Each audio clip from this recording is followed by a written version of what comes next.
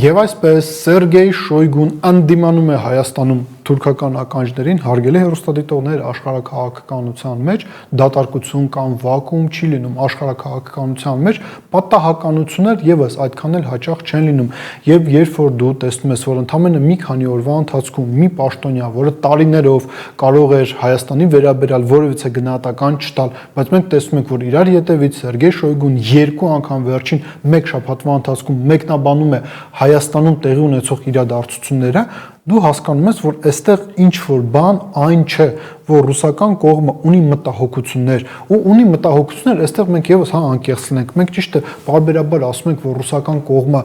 միշտ տարանջատում է հայ ժողովուրդը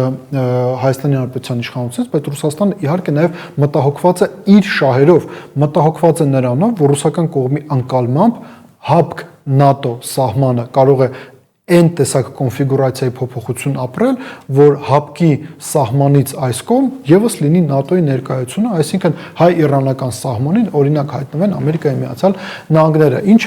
Ինչ է ասում Սերգեյ Շոյգուն իր վերջին հայտարարություններով։ Առաջինը, ինչպես հիշում եք, մի քանի օր առաջ անդրադարձել էր Մեծամորի ատոմակայանի շուրջ տեղի ունեցող իրադարձություններին, ավելի կոնկրետ նրան, որ հայկական կողմը փաստացիորեն համաձայն է Ամերիկայի Միացյալ Նահանգներից գնել $9 միլիարդ արժողությամբ փոքր մոդուլային ատոմակայան, որը որևիցե տեղ աշխարհում փորձարկում չի անցել, ավելին Սերգեյ Շոյգուն պատահական չէ, որ խոսում է նաև Ֆուկուսիմայի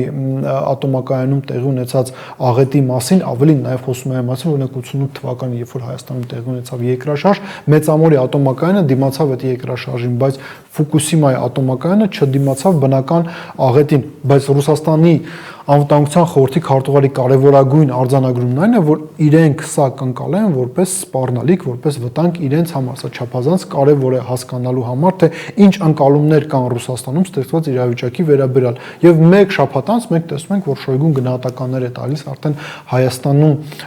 երկաթգծի տնօրինումը իրականացնող հարավկովկասյան երկաթուղիների վերաբերյալ Նիկոլ Փաշինյանի կողմից արված հայտարարությանը։ Հերթական անգամ այստեղ սա մենք պետք է ընդգծենք։ Նիկոլ Փաշինյանը հղում է անում միջազգային 4 գործընկերների, որոնք ասում են, որ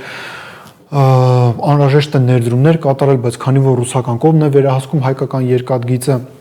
իրենց համար դա կարող է խնդրահարույց լինել, հետևաբար անհրաժեշտ է այնպիսի մի կոնֆիգուրացիա ստեղծել, օրինակ վաճառել Ղազախստանին, Միացյալ Արաբական Էմիրություններին, Ռուսաստանի համար բարեկամ կամ խնդիր չհանդիսացող երկրին, ինչ որ մի վաճառել երկաթգծի տնօրինումը, ինչը Նիկոլ Փաշինյանի գնահատմամբ բարեկամական լուծում կլինի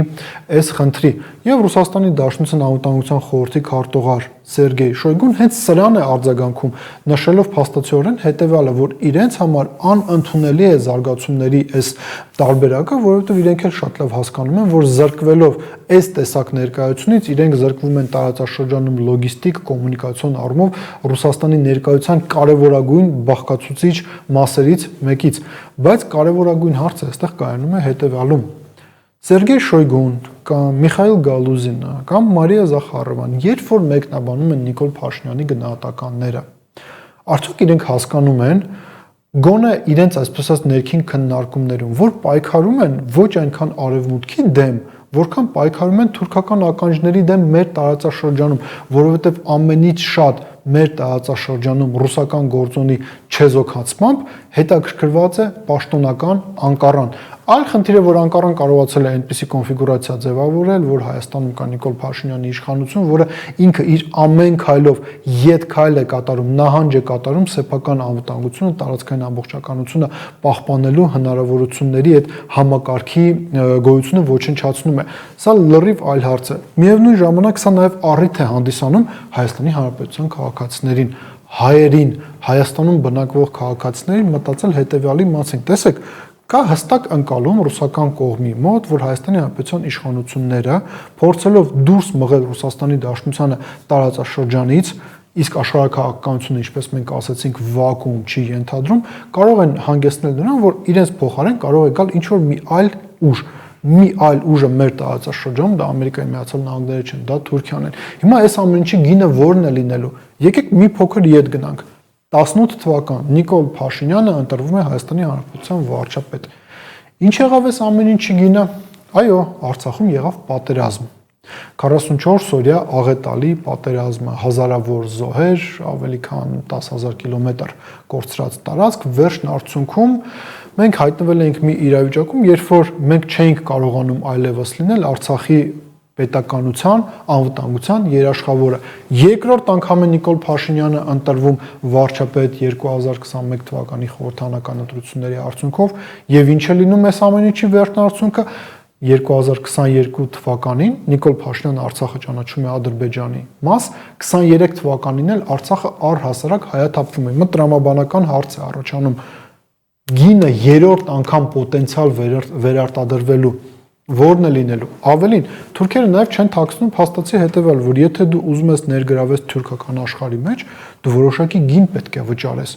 Արդեն երկու անգամ մենք գին վճարել ենք 44 օրյա պատերազմը, էթնիկ զտումը Արցախի հանրապետությունում, ու այստեղ կրկին ասենք տրամաբանական հարց է առաջանում, երրորդ անգամ ընտրվելու պարագայում Հայաստանը ինչ գին է վճարելու եւ արդյոք Հայաստանի Հանրապետության քաղաքացիները, որովհետեւ իրենք են այդ գինը վճարելու, իրենք պատրաստ են լինելու վճարել գին Թուրքիային հանուն նրա, որ իրենք կարողանան Ռուսաստանին տարածաշրջանից դուրս մղել։ Դե իսկ ռուսական կողմին էլ հերթական անգամ ասենք հետաքրքիր է, իրենք հասկանում են, որ իրենք այստեղ պայքարում են իրականում ոչ թե արևմուտքի, այլ Թուրքիայի ականջների դեմ։ Մտածեք այդ մասին։